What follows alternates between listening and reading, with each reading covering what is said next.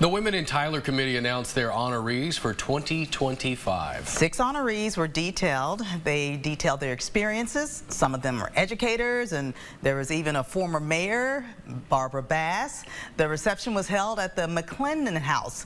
The committee has been around for 25 years. Co-chair of the Women in Tyler Committee 2025, Maxine Caldwell, hopes the event inspires young women and girls. I think it has an amazing impact on the community, on our young women and girls.